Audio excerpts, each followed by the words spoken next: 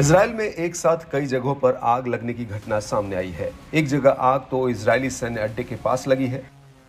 तेज हवाओं के कारण यह आग और भड़क गई और इससे सैन्य अड्डे के साथ ही एक अस्पताल के लिए भी खतरा पैदा हो गया। अलग अलग रिपोर्ट्स के हवाले से बताया गया कि फायर ब्रिगेड दल कई घंटों की मशक्कत के बाद आग को काबू में कर पाए। वहां मौजूद लोगों की माने तो आग ने इजरायली सैन्य अड्डे के पास बड़े हिस्से को अपनी चपेट में ले लिया था। इजरायली सेना के प्रवक्ता ने कहा कि संदेह है कि आग जानबूझकर लगाई गई थी। अधिकारियों को संदेह है कि आग फिलिस्तीनी इलाके से फेंके गए मोलोटोव कॉकटेल से लगी थी। आपको बता दें कि मोलोटोव कॉकटेल एक कच्चा बम होता है जिसमें आमतौर पर ज्वलनशील तरल से भरी एक बोतल और एक बाती होती है जिसे फेंकने से पहले जलाया जाता है। पुलिस ने इसकी जांच शुरू कर दी है और क्षेत्र में संदिग्धों की तलाश और घटना की जांच कर रही है। इजरायली अधिकारी जेरूसलम के माउंट स्कोपस में लगी आग की घटना को आगजनी मान रहे हैं।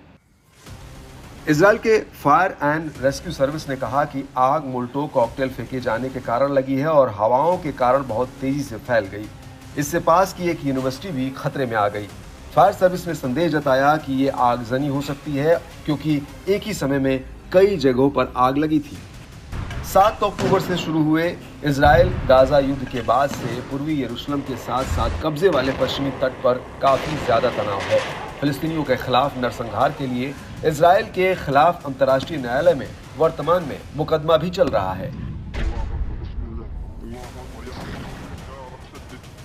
गाजा के स्वास्थ्य मंत्रालय के अनुसार अब तक 37,718 फिलिस्तीनी मारे गए हैं और 86,000 से अधिक घायल हुए हैं। इसके अलावा कम से कम 11,000 लोग लापता हैं। लापता हुए लोगों के बारे में माना जा रहा है कि वे हमलों में अपने घरों के मलबे के नीचे दबे हुए हैं। इजरायली युद्ध के कारण उत्तरी गाजा में भयंकर अकाल पड़ा है, जिसके कारण कई फिलिस्तीनी मारे गए हैं, जिनमें अधिकतर बच्चे हैं। इजरायली हमलों के चलते गाजा पट्टी के सभी हिस्सों से लगभग 20 लाख लोगों को जबरन विस्थापित होना पड़ा है। इनमें से अधिकांश लोगों को मिस्र की सीमा के पास घनी आबादी वाले दक्षिणी शहर राफा में जाने के लिए मजबूर होना पड़ा है। आपको बता दें कि अमेरिका काफी समय से इजरायल और गाजा युद्ध को रोकने का प्रयास कर रहा है, लेकिन अभी तक इसका कोई ठोस हल नहीं निकल पाया है और युद्ध जारी है।